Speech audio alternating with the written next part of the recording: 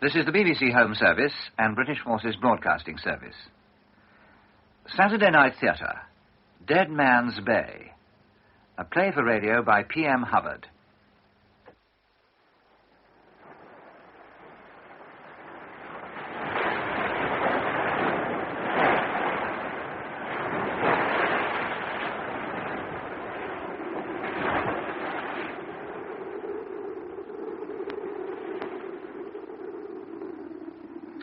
Dear, he ought to be in by now.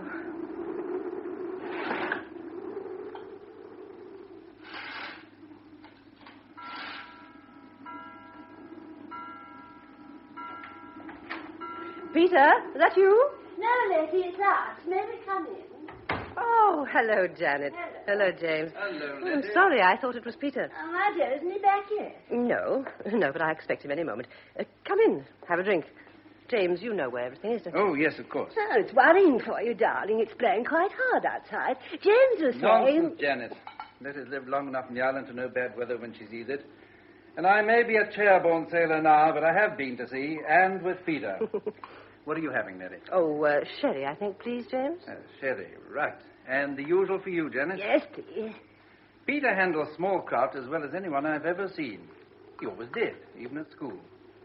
I always think if they hadn't tried to put him in something bigger, he might have stayed on in the service. But I don't think he'd ever have made a peacetime sailor. Ricky's a different kettle of fish. But Ricky's a marvel, Jim. You're always saying. As an administrator, yes. I don't know what I'd do without him. I've never been at sea with him, but he's got a first-class record, or he wouldn't be where he is. No, indeed. As yours, Letty. Oh, thank you, James. Janet. Thanks, sir. But if I had to get caught in a blow somewhere between here and Alderney, and something of Seamew's size, I'd rather have Peter in command than Ricky. Well, God bless us. Cheers. He's made a wonderful job of Seamew, you know. I haven't been out in her very much, to tell you the truth. He'll be laying her up for the winter soon, won't he? Well, it depends to some extent on the weather, but he generally gets her in about now, yes. Oh, there can't be much more in but do, surely. I mean, most of the visitors have gone, haven't they? Well, it's not only the money, you know, Janet. Peter runs Seamew because the sea means everything to him. He'd run her at a dead loss if he had to. As it is, he's not doing at all badly with her. Oh, I know what it is, coming a bad second to the sea. I've been a sailor's wife longer than you have, darling. Not that one minds being home comforts when they do come home. But one can't really compete. Oh, I know. Of course, I've been lucky these last 2 years with Jim at the establishment, however much he growls about it. But I'm glad Peter's doing well with his boat, and I'm sure the extra money's well. Oh, it certainly is. It is still doing trips with the Dorset Arms people. What's the name of that little man who runs it? Benton. Benton, yes. Ah. He gives Peter a lot of business, fishing trips and short cruises, that sort of thing. They pay very well. I don't care much for that man Benton, I must say. Well, I wouldn't make a bosom friend of him either. I don't think Peter would, but he's a useful connection if you want to run a charter business. His visitors have the money to spend, and Peter charges them pretty steep rates for what they get. Oh, it's blowing up a bit. You know, I think you're marvellous, Letty, darling. I've been having litters of kittens myself. Peter's probably been on his moorings and tidying up this last half hour, so I don't think there's any call for one kitten, let alone a litter. Now, come on, Janet. Sorry we missed Peter, but he's always a difficult man to catch. Yes. Let us know when he's packed up for the season, and we'll invite ourselves in for a meal. Yes, No, do. you come to us, Letty. Just you and Peter. And then you and I can have a proper natter while they talk about the good old days before they married. Janet. Oh, what? Come on. Oh, well, you know what I mean, darling. All right, Jim, I'm coming. And thanks for the drink, Letty. All right. Give my salams to Peter. Yes, I will. Cool. Goodbye. Come on, dear. Wait a minute. Have they gone? Oh, Peter, did you have to come in through the kitchen?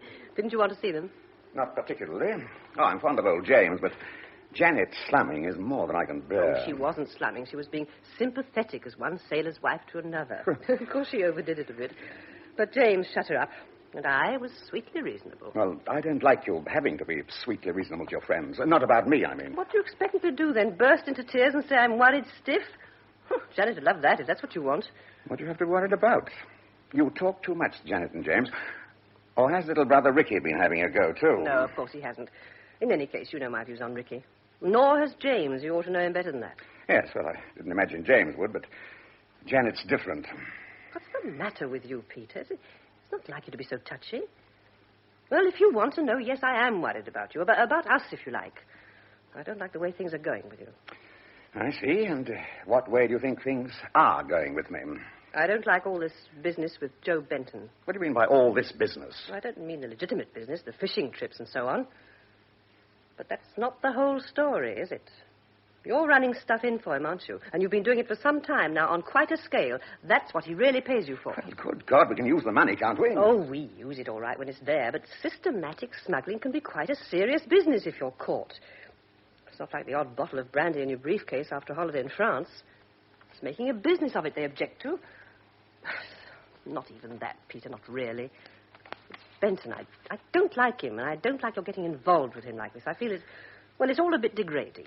Well, I'm sorry, but that's how I feel. Now, look. You say being in the odd bottle's all right. Well, good God, we've both done it at times. Yes, I know that. What's the difference if I bring in the odd cask or the odd case? Who am I doing down? Her Majesty's Customs and Excise. If you've got a conscience about doing down the Exchequer, I can't honestly say I have, not considering the pension they pay us. Nor, if I may say so, has that highly respectable and splendidly prosperous father of yours. Oh, here we go. He may disapprove of his shiftless son-in-law, but who pays that large car he rolls down here in? Ultimately, unless I'm very much mistaken, the Inland Revenue. And God knows he could afford to run it himself. Oh, for the Lord's sake, lay off poor Daddy. He doesn't disapprove of you, but you do rather cum the Navy with him at times, don't you? Anyhow, I can't say I've got much of a conscience about beating the customs either. I just don't like your doing Joe Benton's dirty work for him. I feel you're selling yourself somehow. I'll tell you what I'm selling, Let's. My one commercial asset, my professional skill, my seamanship. It does happen to be about the only thing the Royal Navy left me to sell. I can't be too choosy about who I sell it to. If Seymour and I are good enough to beat the customs between us, well, we ought to be able to capitalize on it somehow. It's quite a game, you know. Yes, and you enjoy it. You enjoy every minute of it. As I said to dear Janet just now, you'd still run Seymour if you didn't make a penny out of her. Well, perhaps I would. Well, I don't think I'd mind the Robin Hood Act if you weren't making money for Joe Benton. And the fact is, of course, that it's not a game. It may be to you, but it's not to the authorities. Well, I'm terrified that one of these days you're going to get caught. Look, to be honest, I don't care for Joe Benton myself. Well, of course he's on the make, but I know what I'm doing. I think I can handle it, and him. If things look like getting out of hand, I can always pull out pretty quick.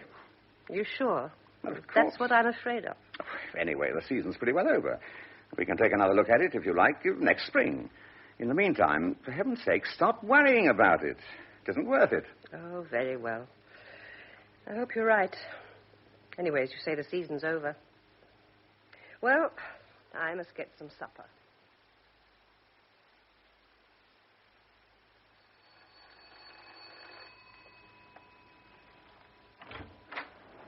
Oh, Mr. Benton, good evening. Good evening, Mrs. Robertson. Do you want...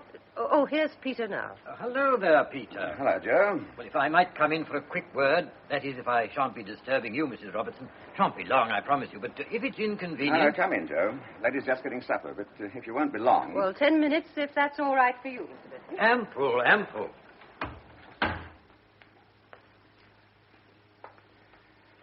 Well, what's on your mind, Joe? Well, it's just this. I want you to manage a Guernsey run for me. Guernsey? Just St. Peter Port and back. It'll have to be within the next day or two.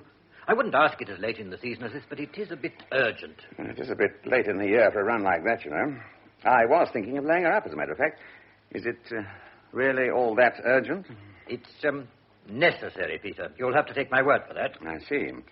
Well, so far as I'm concerned, it's pretty necessary to keep myself alive. It wouldn't help you much if Seymour went down with all hands, not to speak of any cargo she may be carrying. Given the reasonable weather report, I'll consider it, Joe, but not without. I can make it worth your while, Peter. Now, look. It's been a good season, and I don't mind going a bit over the usual odds for a last trip. Meaning what? Well, say, a couple of hundred. A couple of hundred? It's worth that to me. You're getting to be quite a big businessman, aren't you? I said it was necessary to me. But I want to make it worth your while. Well, nothing's worth drowning for, Joe. All right. I'll do it. Good. I felt sure you would. When do you want me to go? Within the next 48 hours, I think. I'll let you know. All right. I'll be in touch with you tomorrow. When we know a bit more about conditions. That suit you? All right. But I'm counting on you, Peter. Well, now I'll take myself off before your loving wife actually throws me out. Why does she dislike me so much, do you suppose? I think it's just an instinct she has. I see. Well, I never was one to cause trouble in the home. Till tomorrow, then. Don't worry, I'll let myself out. Night, Peter. Good night.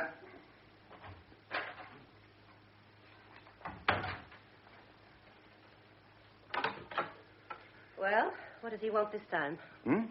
Oh, he wants me to do another run before I lay her up. What? I said I'd think about it. Oh, well, I suppose if it's only a coastal run, but it can blow up at this time of the year. Well, I haven't committed myself. I'll see what the weather's up to and then decide. Where does he want you to go? Huh? Oh, well, he talked of a Channel Island trip. But He wants you to do the Channel Islands run now? I said I'd think about it. Well, why didn't you just tell him to go to hell? Or can't you do that? Oh, for God's sake, leave this for me to settle. I'll deal with Joe Benton my own way, but you must leave it to me. I know how you deal with Mr. Benton, Peter. It's not your way at all, it's his. That's what worries me about the whole business. Look, lay off, will you? But, Peter, listen. I can't help what you think. Just lay off, please, and let me settle it. Very well. Supper's ready, if you want it. All right, all right. Oh, to hell with everything.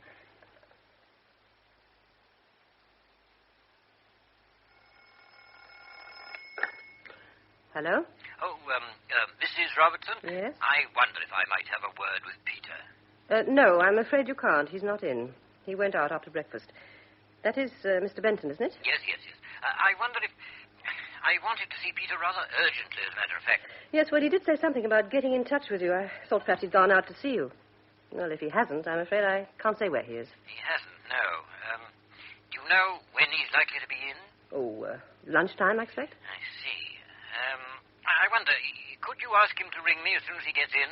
Yes, very well, I'll tell him. It really is urgent, Mrs. Robertson. Yes, all right. Goodbye. Goodbye. And to hell with you, Mr. Benton, so far as I'm concerned. Wind dropping all the time and clear weather coming up from the west. Oh, that means he'll go. Can't trust it, not this time of the year. Oh, well, if wishing for a gale gets me a force 3 breeze, I'd better not start wishing for a calm. That's no way to behave at this time of morning. Oh, Ricky. Oh, I didn't hear you come in. Staring out over Dead Man's Bay and talking to yourself in a doom-laden voice. I must say that you look very nice doing it. Anyone your shape should be encouraged to lean out of windows. I wouldn't expect you to call it Dead Man's Bay. It's all West Bay to the Channel pilots. Dead Man's Bay has worked for its name. How do you mean? Well, you've seen St. Mary's Churchyard. Must have been murder under sail, with a southwesterly blowing into the race. There was a whole troop convoy once.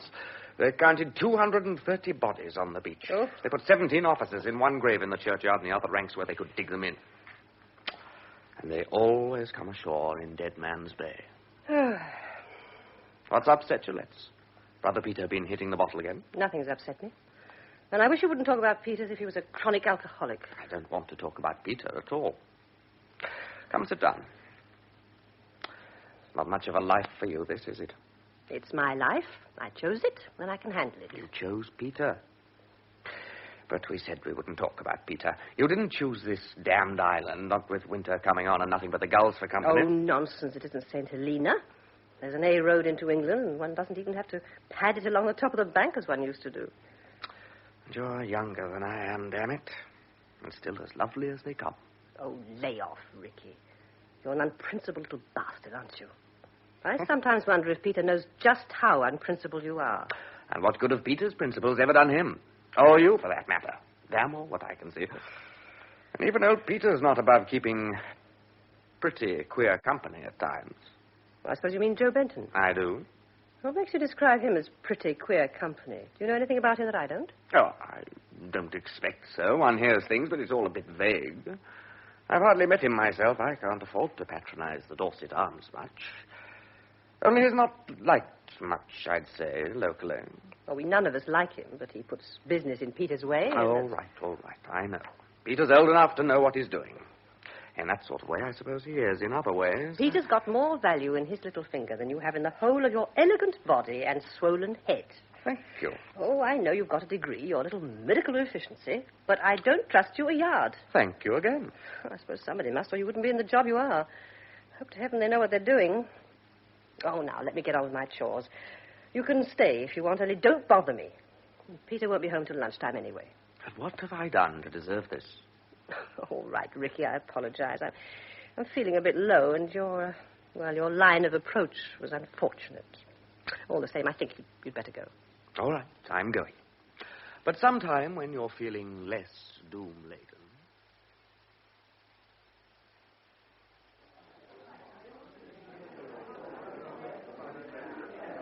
Can you tell me where Mr. Benton is? He was on the phone a moment ago, sir. I'll see if I can find him for you. Thank you. He is expecting me. Oh, I think perhaps...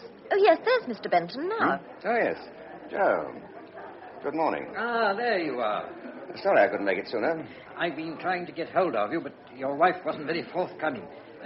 Come into my office a moment, will you? Yeah.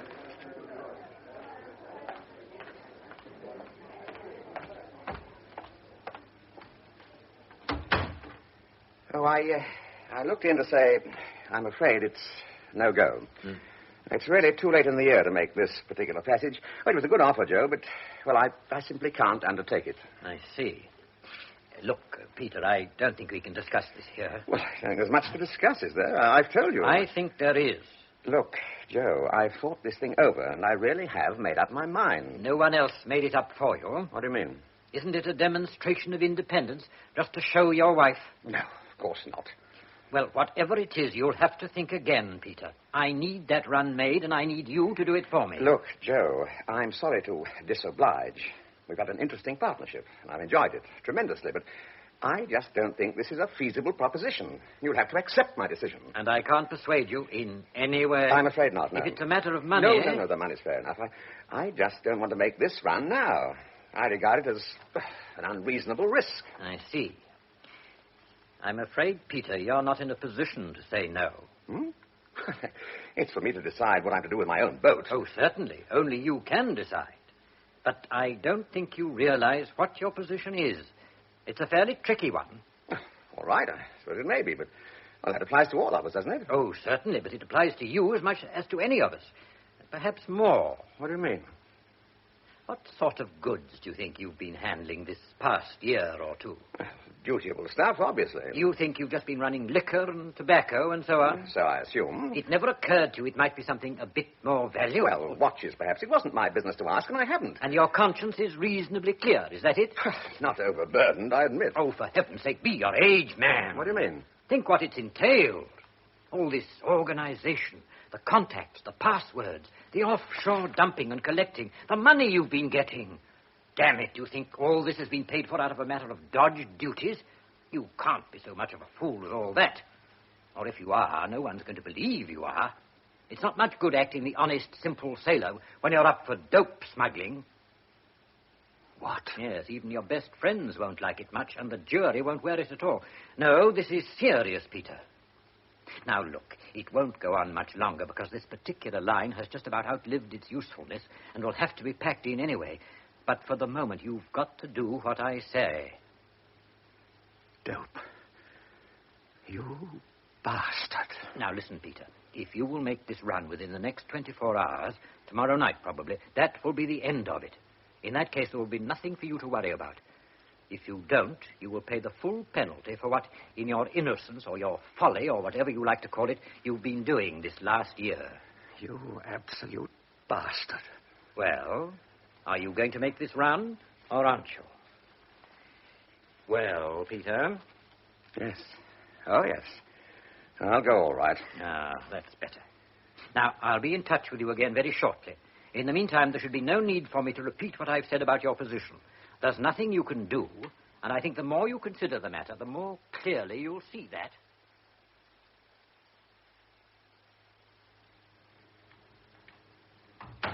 Oh, Peter, your friend Benton was on the phone. He requires your presence.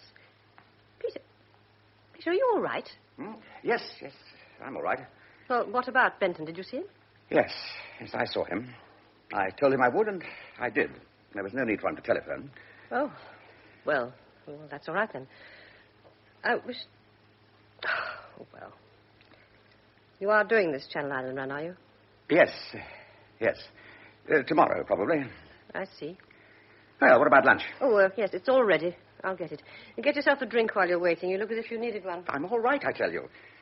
Still, get myself a whiskey. know what it is, Letty, darling. Having a husband in a hush-hush job of this sort, one has to be madly discreet. Yes, of course, Janet, but I can't see Jim discussing his work with anyone outside at all.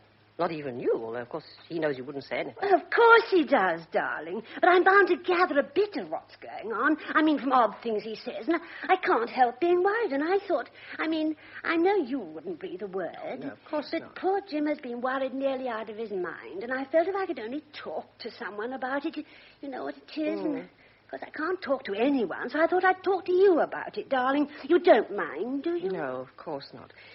This is something new, is it? Oh, yes, quite new. I mean, it's not just routine worry, someone being difficult or Oh, something oh, like no, that. no, no, Because in it's- any job of that sort, well, there must be snags that probably drive him half round the bend at the time, but aren't really serious. Oh, no, darling. It's only, only since yesterday, really. Only since yesterday? Yes, he came home very late, looking like death. And, of course, I asked him what was wrong. Well, I mean, one does. Yes, one does.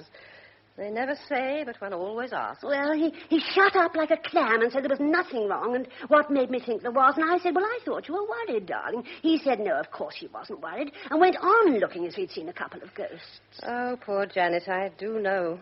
I've had some of it, you know. And not very long ago, either. Really? Anyway, what happened then? Well, then he went out again almost at once, and heaven only knows what time he got back. I was asleep. And then he went off early this morning, still looking like death. Oh, dear, I am sorry. I couldn't bear it to be anything seriously wrong at the establishment. It would break his heart. And then 10 to 1, he'd be given a ship or posted overseas or something. And, of course, it has been nice these last 2 years having him settled ashore, although I know he gets restless at times. Well, I'm sure it's not anything like that. Of course, it is worrying for you. His not being able to talk about it makes it worse. Yes. Does he... has this sort of thing ever happened before? Never. Of course, he's cursed the people at the establishment. Well, you know what these boffins are. And then if there's a technical hold-up, he's got to get things straightened out and keep the program on course. But he's not going to feel himself involved like this. This is something which is right under his skin. That's what worries me. Oh, I know, Janet. You're thinking of security, and that's bound to be worrying. Yes. Security is Jim's responsibility all along the line. And, of course, if it is security, it's the last thing he can talk about. And all I can do is to make him eat when he does come home and ask no more silly questions. But I felt I'd burst if I didn't talk to somebody. I hope you don't mind. No, of course not. But you're quite right. There's nothing one can do. No. Oh, you haven't seen Ricky, have you? No, and in any case, he's not the sort of person one can talk to. And if it's something to do with security, he'd be right up to his neck in it, too. And he couldn't say anything any more than Jim could. No, I suppose not. I was only wondering...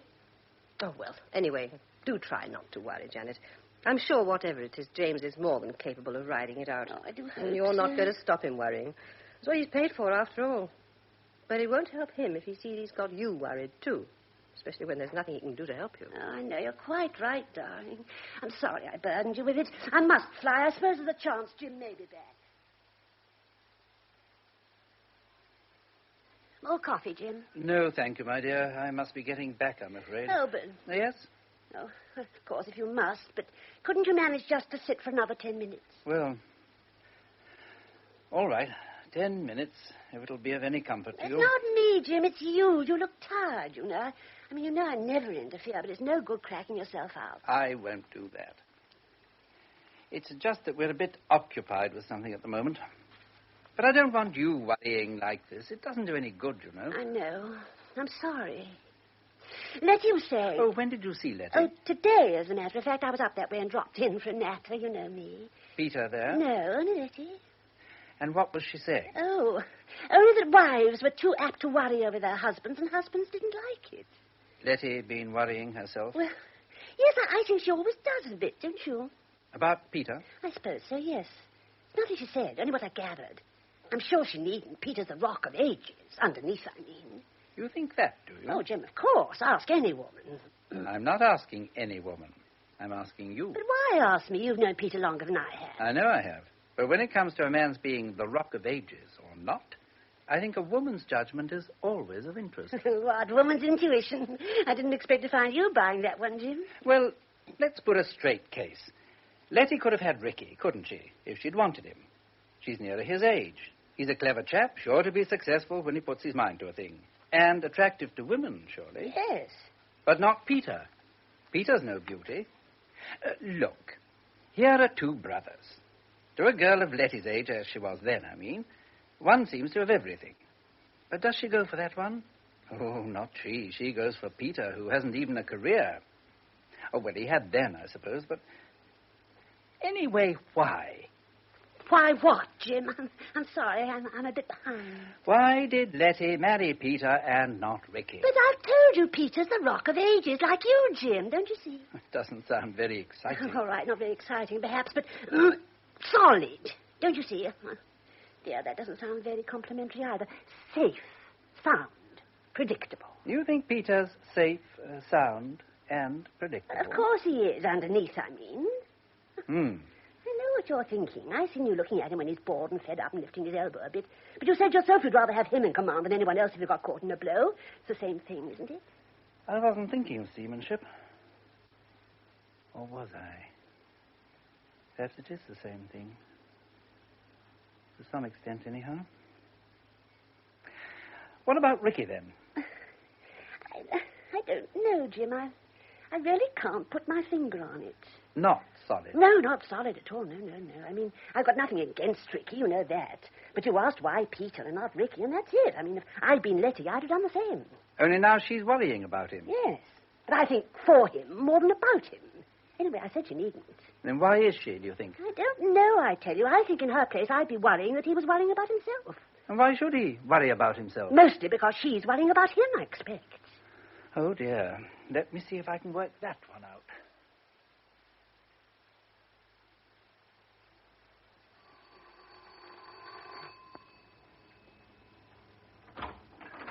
Hello, Letty. Oh, Ricky. I was just going out. What are you doing here this time of the afternoon? Must you go out, or can I come in for a while? What, now? Yes. Oh, well, yes, all right. I must go out sometime. There's no immediate hurry. Come in for a bit anyway. Thanks. Well, I didn't expect to see you, of all people. Oughtn't you to be holding the fort up at the establishment, now of all times? Why now of all times? Well, I gathered there was a crisis of some sort brewing. But perhaps they haven't told you, Ricky. I expect James is managing it on his own. Where did you get this from? Janet, I suppose. I shouldn't take Janet too seriously if I were you, not on the establishment's affairs. She knows nothing and would say anything. Oh, Sam, she ought to learn to keep her silly mouth shut. What has she been saying, in fact? If Janet has been indiscreet, I am not going to double her indiscretion by repeating it. Damn it, Letts, this is serious. I'm responsible for security under James Hardwick, and I have a right to know. Then I suggest you report to Captain Hardwick that you have reason to believe his wife has been guilty of a breach of security. That's if you have reason to believe it. Well, you mustn't rest it on anything I've told you. I wish I knew how seriously to take you, Letty. Do you? Well, that's something we have in common, at least. I wish I knew how seriously I ought to take you. I wish you would manage to take me a bit more seriously than you do. Poor Ricky. All those looks and all that ability, and yet somehow no one ever takes him quite as seriously as he takes himself. Is that it?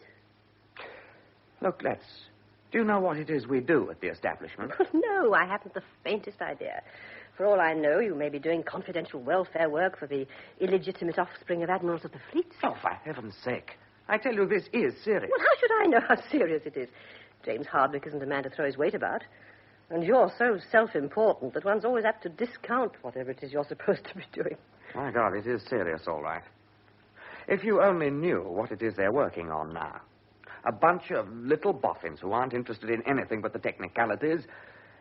And Captain James Hardwick, that very gallant and loyal officer who hasn't a thought beyond the Queen's regulations and the destruction of the Queen's enemies. So long as we're sure who they are before we start firing the thing off. Well, you're not sure yourself?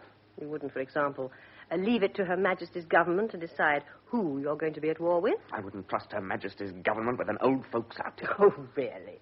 Have you ever met any politicians or senior civil servants? The country's run by the old and the idle and the second-rate. And what are the young and energetic and first-rate, which I imagine means you, supposed to do about it? It hasn't occurred to you, I suppose, that you're in the wrong job. Of course I'm in the wrong job. Do you think I wanted to go into the Navy, especially after I'd got my degree? There's not even a decent living in it. But all the Robertsons go into the Navy. Although I notice my respectable big brother got out as soon as he decently could. Then why in heaven's name don't you get out if you feel like this? Or this something new? I've never heard you blow your top like this before. Am I supposed to feel honored by your confidence? Well, I can't honestly pretend I am, but I think your confidence should be shared with a few people, Ricky. James Hardwick, for one, and even Peter, perhaps. I told you yesterday I didn't think Peter knew enough of what goes on in that busy little mind of yours. What you actually said was that you wondered if Peter knew what an unprincipled bastard I was. Not quite the same thing, surely. Well, I don't know. I hope not. But I tell you this, Ricky. I think you should consider a change of job, and I'll give you time to consider it. But if you don't make up your mind to it pretty soon, I may start doing a little talking out of turn on my own account. You're quite a girl, aren't you, Letts? You said Peter's worth 10 of me, but by God, you're worth 10 of Peter.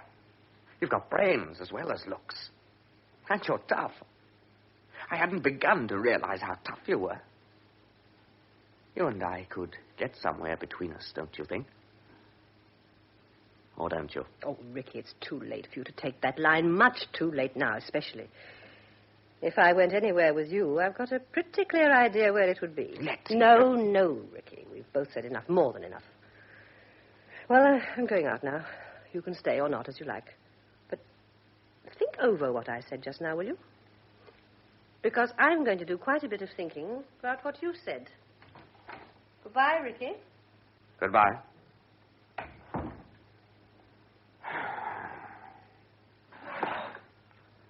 Flat calm. And fog coming up, or I'm a Dutchman. Fog. Oh, well.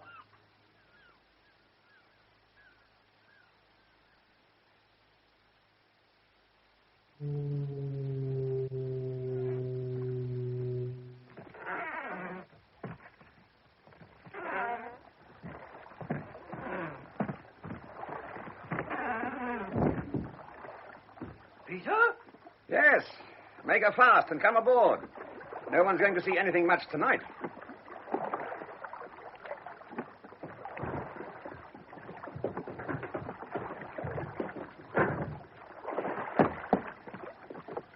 Have any trouble finding me? No. I know where to look for you by this time. Yes. Well, you better come below.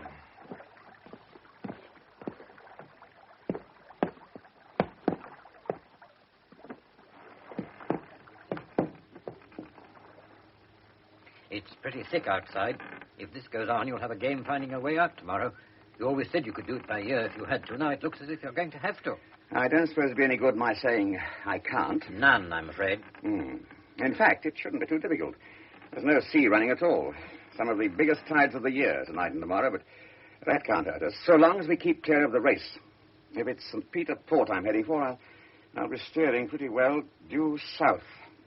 Now, what are your sailing orders? Be on board here and ready to sail at dusk tomorrow. I'll come as soon as it's dark and give you a packet. Only papers. You can sail as soon as it suits you, once you have them on board. Make St. Peter Port as soon as you reasonably can, but in any case by daylight. All right? Depends on how long this fog lasts. I don't mind feeling my way out of here, but I'm damned if I'm going to feel my way into St. Peter Port. The approaches are far too tricky, but given reasonable conditions, yes, all right. What do I do then? Who's my contact at that end? A man called the Hurrell. He'll find you and identify himself in the usual way. The Hurrell. He's new, isn't he? You've never met him, but that shouldn't worry you. You'll know who he is. Hand over the packet to him. That's all. What, nothing to bring back? Well, that's up to him. If he asks you to bring anything, bring it and hold it for my orders. But I don't think he will. If he doesn't, you're your own master once he's got the papers. And I mean that. I shan't be calling on you again. Money as usual. I've got 100 in fives here. You can collect the other 100 any time after you're back. All right? I expect you'll think it's a pretty useless gesture, but I'm not taking any money from you on this trip. No? No. Very well, please yourself. It seems to me foolish and, as you say, useless, but not out of character, perhaps. Nice turn of phrase, haven't you? I suppose if I was simply to hit you... Now, look here, Peter. I mean what I say about this being the end of our doing business together. But do please understand that any move at all on your part to lay information anywhere will be the end of you. It wouldn't do any good anyway. The whole line's being dismantled. There'll be nothing left to go on, and no one left who knows anything. So far as you're concerned, the whole thing will be as if it had never happened. If you take my advice, you'll persuade yourself that it never did. Well? No comment, or none that I'd trust myself to make. I'll be aboard here, ready to sail at dusk tomorrow. Now, if you've nothing more to say, I suggest you put yourself ashore. I'll shut down here and do the same.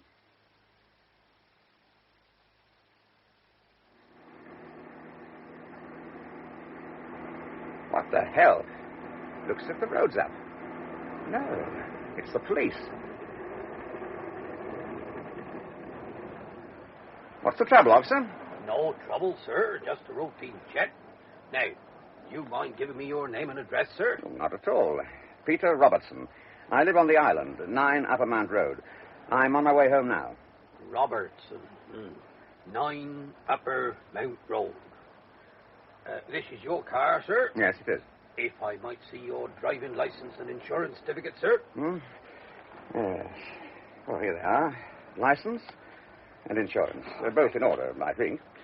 I suppose it's no good my asking what all this is about. Just a routine check, sir. Yes, I know it's that, but could you bear to tell me what set this particular routine in motion? Just looking into the movements of vehicles, sir. There's been information received about some stolen property.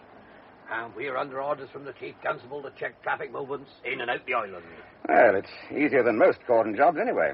Just the one road, and you've got that sealed off as if the gas mains were on fire. Ah, that's so, sir. Right, sir. Here's your documents, if you'd like to proceed now. Thank you. Good night, officer. Good night, sir. And thank you. Thank you.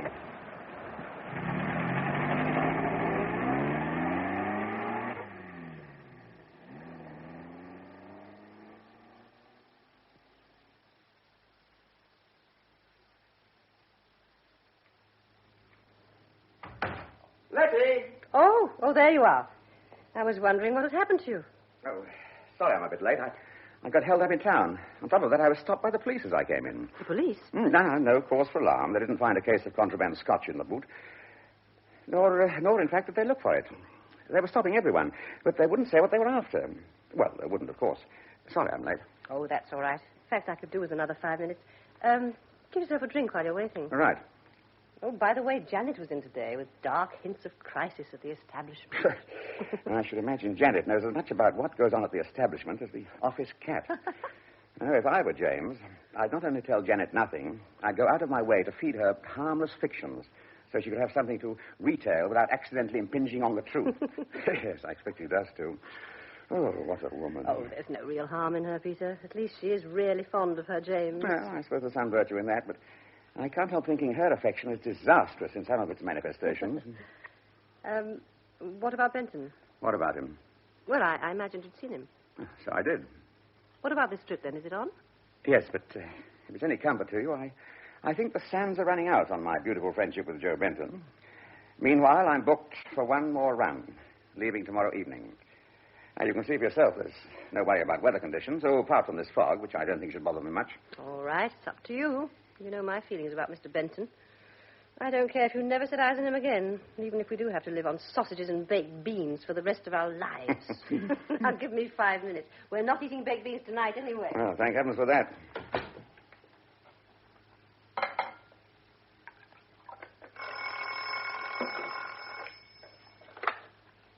Hello? Peter, there's been a change of plans. It's got to be tonight. But... Now, look, there isn't time to argue. You must get down to the harbour and be ready to sail within the hour. I don't know if you're interested, but I shall have to negotiate a police roadblock. Pass through it on my way up. Where was this, Peter? On the road in, about 100 yards from the mainland end. There's a double barrier, and they're checking all traffic in and out. Tell me exactly what happened, will you? Just that. I was waved down, had to give my name and address. I was asked if it was my car, and made to show my license and insurance.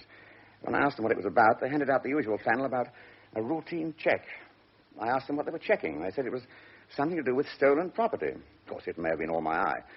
Anyway, there it is. I shall have to go out half an hour after coming in. And it may occur to them to wonder why. Well, you've still got to get down to the harbour and at once. That's essential. Tell them something. Oh, no. You tell me, Joe. You're the mastermind. Well, tell them you've had a phone call that that your boat had been bumped on her moorings in the fog, and you're on your way to see if there's any damage. And then, if by any chance they follow it up, there will be a reason for your going out to her again so soon. At least that's the best I can think of at the moment. All right. I'll try that. They seem fairly harmless coppers. Well, I must ring off now. This needs thinking about. In the meantime, I still want you on board and ready to sail within the hour. Is that understood? Yes, but... All right, Peter. Damn. Who was that? Oh, Joe Benton. What, again? What did he want? He wants me to go tonight. And are you going? Yes. And you won't tell him to go to hell? Oh, for heaven's sake, don't let's start that all over again. But Peter... I've told you this is the last run I'm doing for him. All he's done is to advance the date. I really can't see... It's not just a matter of advancing the date. A minute ago you told me he wanted you to go tomorrow. Now he orders you off tonight. Well, I may be a fool, but I don't like the urgency of it. And with this roadblock... It's got nothing to do with it. Whatever the police are after, it's not the sort of stuff I'll be handling. Now, please, for the last time, stop worrying. I'll be back within 48 hours, and that'll be the end of it. I hope to God you're right about that. What do you mean? Look, I've told you, haven't I? This is the last trip. All right.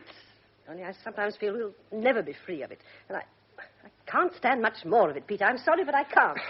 Look, you won't have to. Don't you understand? When I get back from this trip, that's the end. I'll get rid of Seamew, if that'd make you any happier. Oh, don't be silly. Well, I shan't really be able to afford her anyway, not without Benton's business.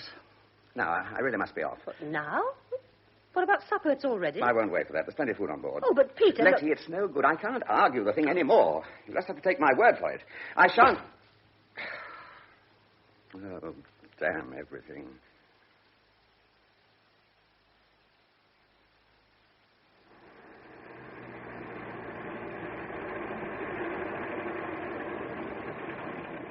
Good evening. Good evening, sir.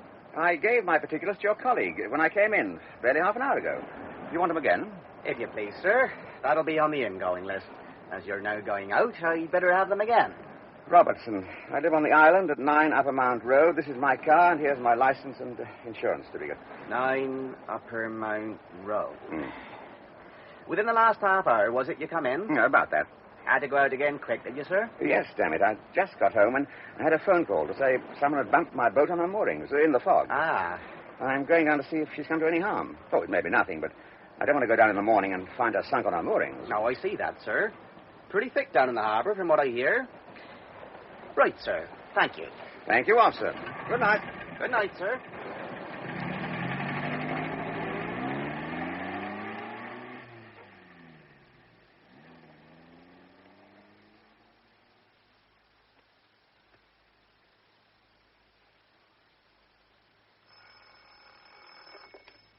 Hello?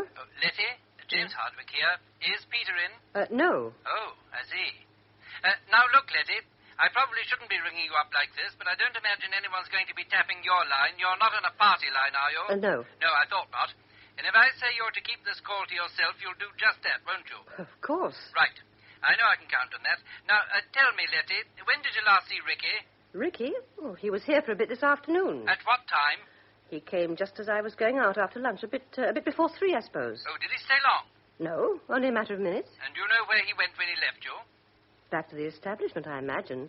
Well, at least I didn't see him go, of course, but that's where I gathered he was going. And you haven't seen him or heard from him since? Not at all, no. Where's Peter, Letty? I don't know quite. He's down in the town, I think. Is Seamew up for the winter yet? He said he was getting her out. Not yet, no. He's still talking of one last run? Well, I don't know anything definite, but he'll be laying her up for the winter soon, obviously. Yes. Letty, I badly want to get hold of Peter. Could you ask him to ring me? When I see him, yes, I will.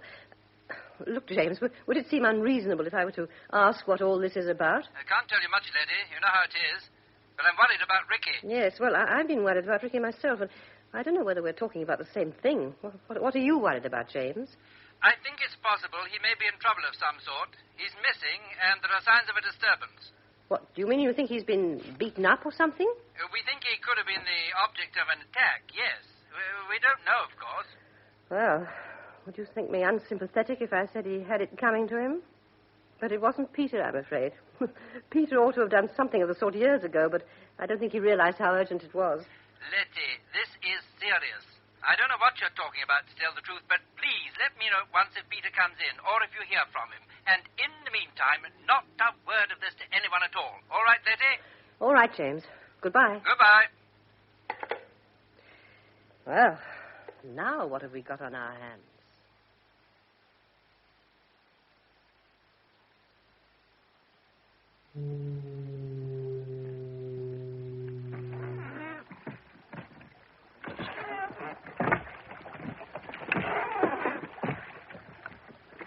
Peter? Joe, you're here already. Hold the painter while I come aboard. No, don't come aboard yet. I want you to take my pram and put her back on her running mooring. You know where it is? What are you going to do? Swim ashore? I'm coming with you on Seamew. Are you? That's rather venturesome of you, isn't it? Still, you're the boss. All right. Pass me the pram's painter. There you are. Thanks. I'll put her back for you, and no one will know you've gone, will they? I shan't be gone long. I'll tell you about that later. Now, please get the pram back. All right, all right.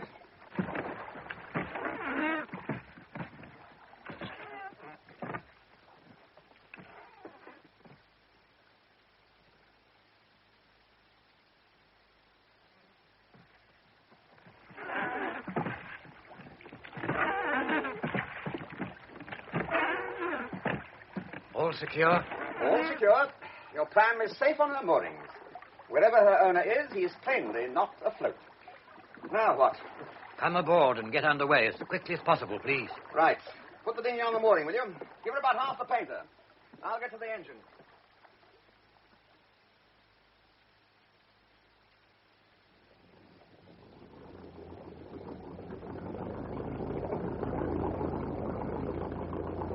Well, Joe, you're coming all the way to St. Peter Port? No, I want you to get me round the bill as quickly as possible and put me ashore at the island end of West Bay, on the island side of the roadblock. Can you do that? Oh, so there was a connection after all. You want to bypass the roadblock, do you? The fact that I've come through it twice, giving my name and address each time, doesn't worry you? Not in the least. Nor need it worry you. That is, provided you can get me where I want reasonably soon. So you want me to creep in under the fog and put you ashore, ever so gently, on Dead Man's Bay? Yes.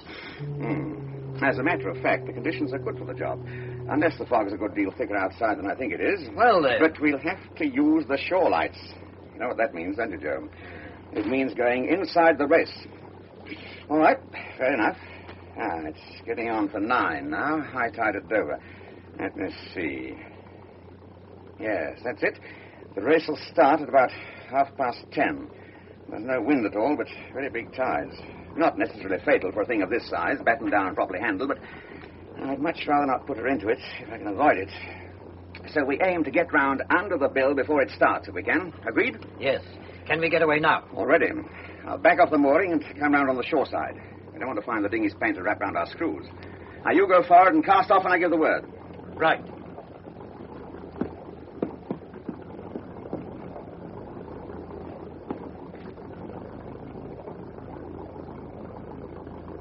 Ready to cast off? All right. Let her go forward.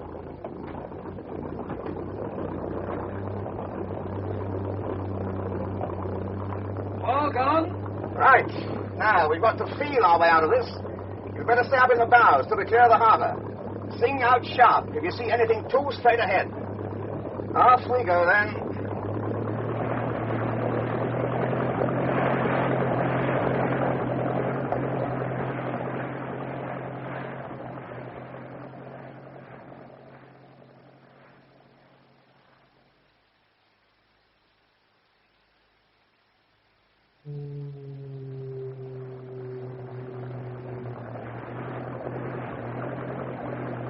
All right, Joe. You can come aft now. We're clear of the harbor.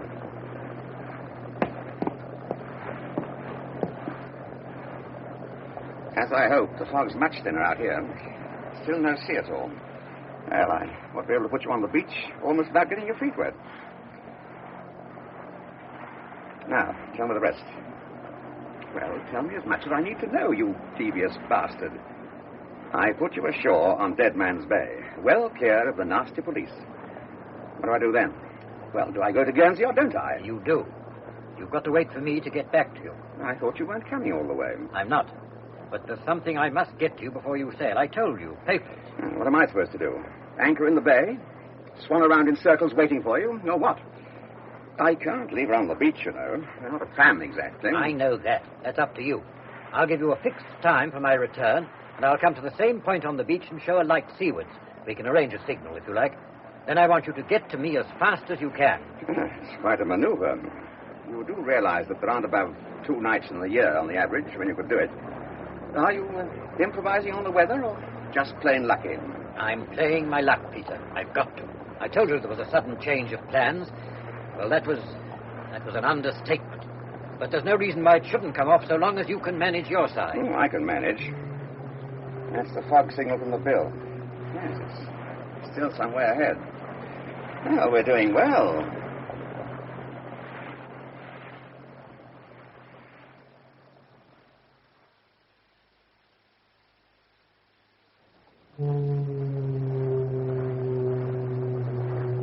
Very near the bill now.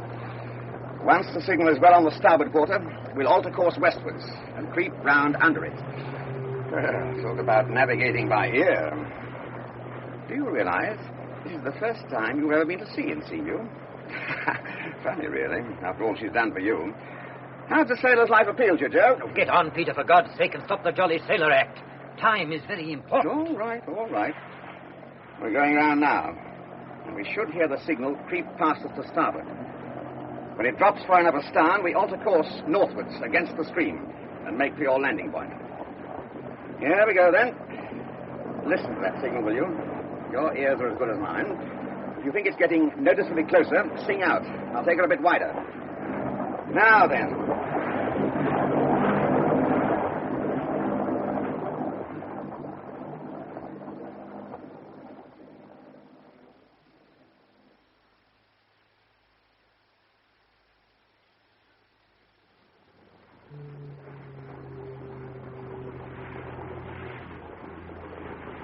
We're moving into the beach now. There are the lights on the road, you see? Ah, yes. I reckon the road blocks a couple of 100 yards west of us. I'll go astern just before we touch.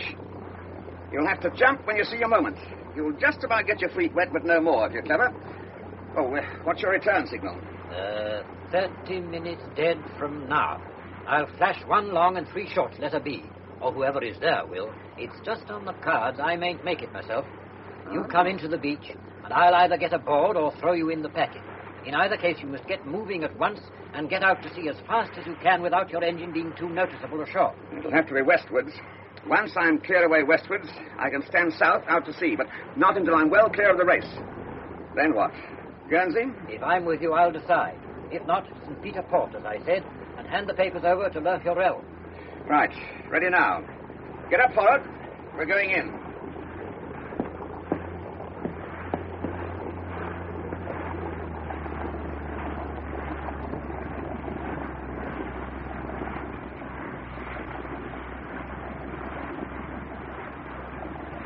Now!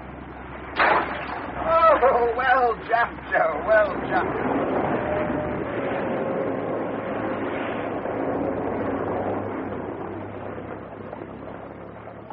Now, what does A do? Get the hell off the beach and do a little thinking, I reckon.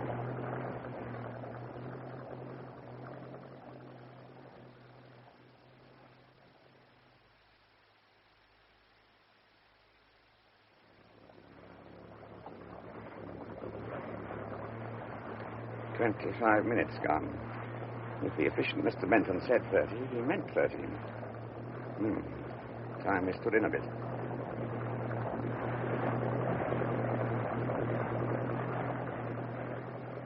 That's near enough, I think. Now the light should be pretty well dead ahead, if it comes. Not due yet. Better take a round once more. No. There he is. He's early, by God. B. There he goes. B again. He's in a hurry, isn't he? All right, Joe. Coming as fast as we can.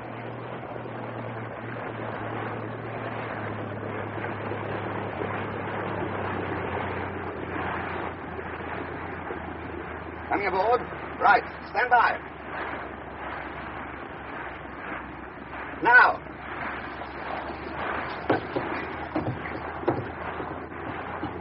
Right. Get below, quick. I'll take her out.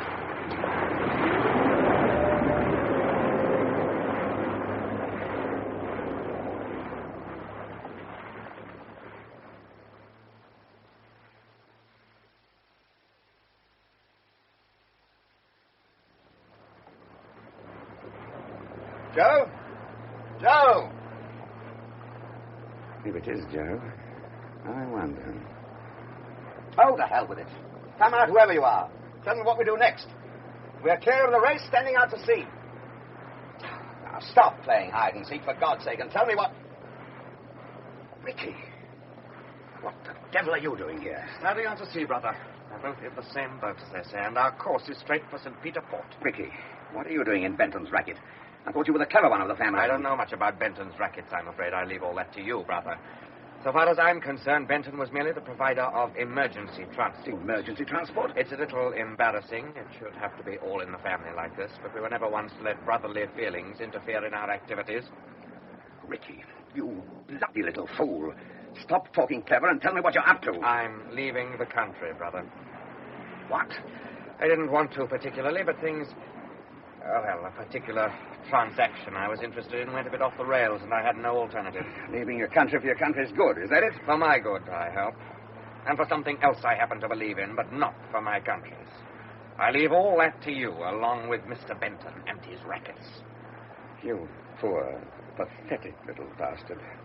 You're not trying to tell me that you're selling out to the enemy, are you? I didn't think you were that rotten. You're out of your mind, of course. In your job, if they miss you, they'll be after you with everything they've got. They'll have missed me, of course, but with any luck, they'll think I'm the victim, not the villain of the piece. For a bit, anyhow. Long enough for me to get clear, I hope. I still say you're out of your mind. I don't think so. I've done a bit of thinking, that's all. I see more than you do, and I have a different scale of values, but I'm not out of my mind. On the contrary, I am the sane member of the family. And in your sanity, you're clearing out. Going over to the other side. Is that it? Well, not in my boat. You didn't really think that I'd do that, did you? I'm setting course for home, Ricky. Get back on course, brother. You see what I have here, don't you? If I have to use it, I will. And I may point out that not being Mr. Benton, I am perfectly capable of taking over your boat and taking her where I want for myself. So you're taking over the ship, are you, Ricky? And I'm to navigate at gunpoint to whatever you have in mind. Where have you in mind, by the way? Hardly St. Peter Port, surely. Set course for St. Peter Port for the present, and make more speed.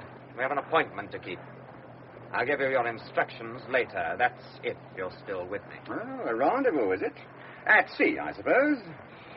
You didn't really think you could get away with this, did you? I'm sorry, Ricky, you poor little bastard, but you miscalculated. You are not in command of the ship, I'm afraid. We are not, in fact, alone. What? Inspector! Well, Inspector, you can come out now, but watch it. Your man's armed. What the...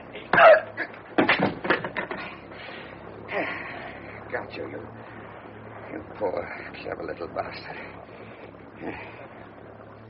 Out cold. And the pistol over the side. Let's have a look now. Yes, here we are. Admiralty folder, unless I'm very much mistaken. All done up in a waterproof bundle and neatly tucked inside your jacket. Your uniform jacket. The Queen's uniform, Ricky. Oh, God. What's to be done with a mess like this? Set course for home, I suppose. I don't see what else I can do.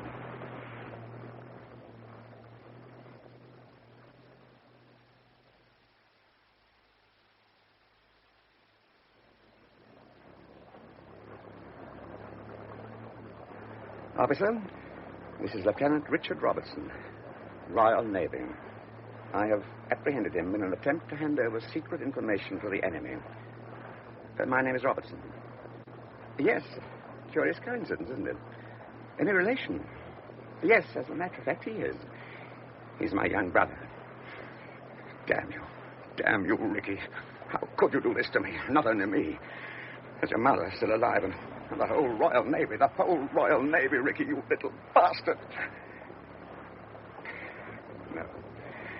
No, that won't do. I must think of something better than that.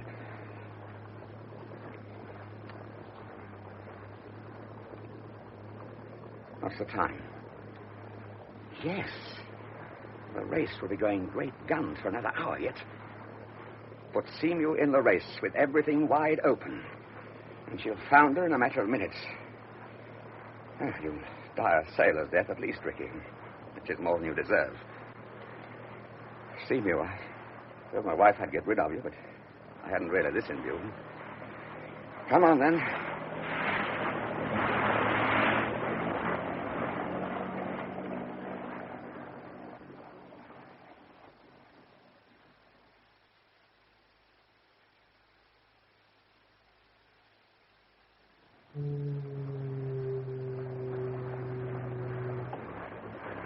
This is it.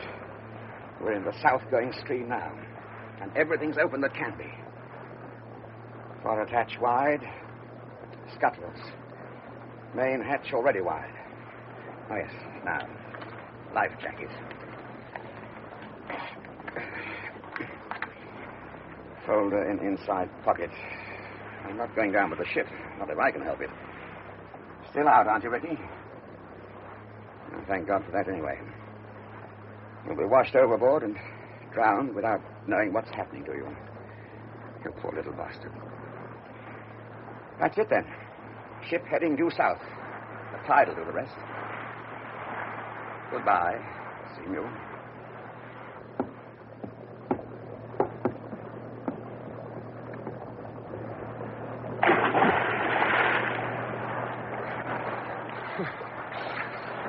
Good God. It's colder than I thought. Anyhow, I can't sink. It's not much good wearing a life jacket if you're right in the race. Just keep on swimming.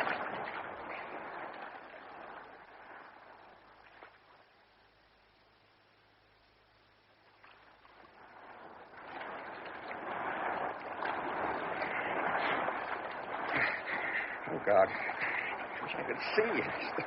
This damn fog. It can't surely be far now. I'm drifting south. Much too fast. Just got to keep on swimming. Steadily. That's it. Steadily.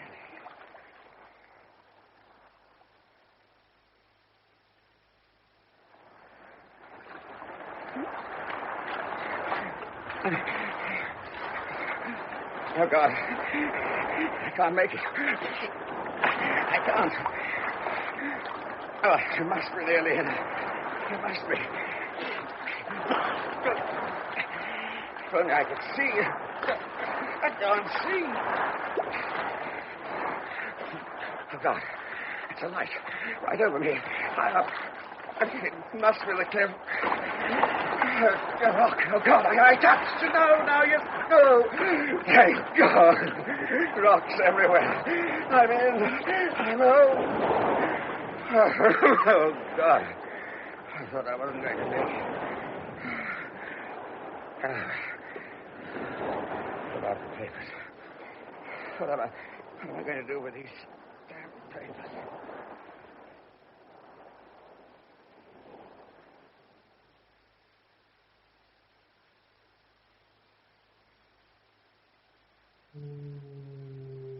Who's that? Banks, is it? That's right, Sarge. Wouldn't know you from my own grandmother in this lot. Was she in the force, Sarge? No, Banks, no. I meant if you...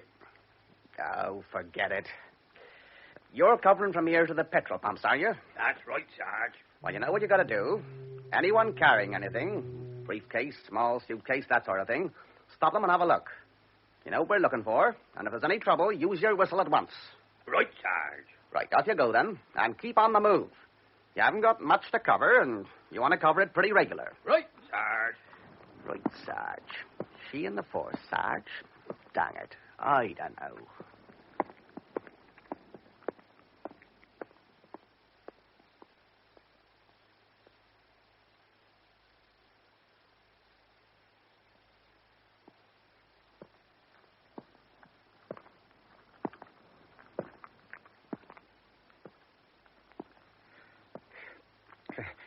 It's a blessed thing. A British policeman on patrol. Here I am with a piece of international dynamite with top security written all over it. What do? Rush it to the Admiralty? Oh, no. No. I place it under the feet of the nearest patrolling copper, knowing it'll be safer that way. Here he comes again. Hurry, man. I'm all shot to bits with cold.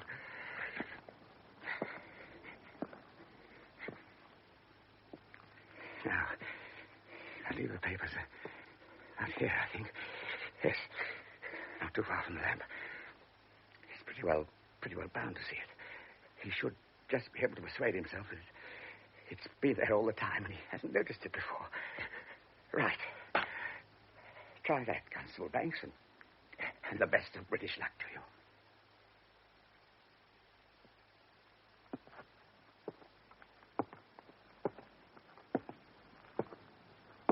Oh, here. What we got here, then? Oh, a packet. Sergeant! Sergeant, quick, over here!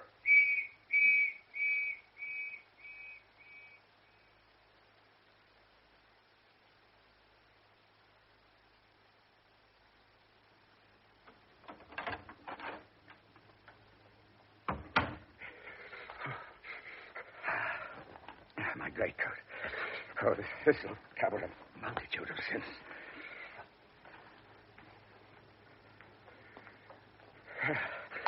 Oh, a drink, by God. 2 good navel fingers of scotch.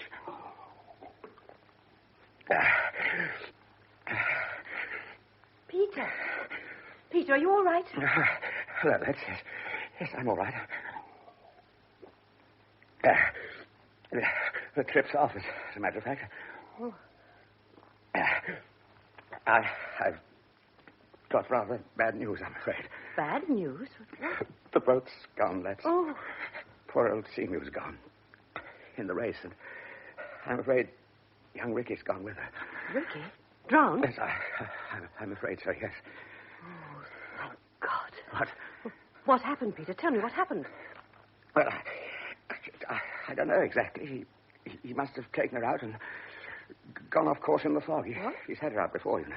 And you swam after him, I suppose. Your coat may be dry, my darling, but your trousers are very wet indeed. Oh, for God's sake, go and put on some dry clothes and think up a better story while you're doing it. Letty, I didn't think. I just didn't think. Never mind, my dear, never mind. He's dead, isn't he? You're sure he's dead? Yes, he's dead, all right. Cleanly drowned. Like all the other poor devils in St. Mary's churchyard. God knows what they were like in their lives, but the sea scrubbed it all out. There's no disgrace in Dead Man's Bay, lads. No questions asked. Ricky's all right. You don't have to worry about Ricky. Dry clothes now. No. More whiskey for the moment, no. Get yourself dry, my dear. Yes. I'm pretty well in that. Oh, I know, but it'll be all right. Everything will be all right now. Come on, my dear. I'll give you a hand.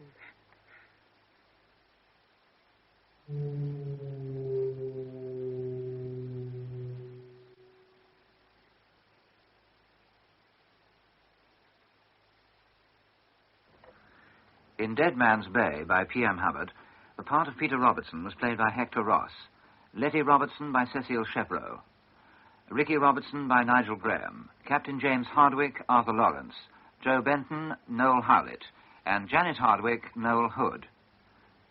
Other parts were played by Joe Kendall, Michael McLean, and Basil Jones. The play, which was recorded, was produced by Martin C. Webster.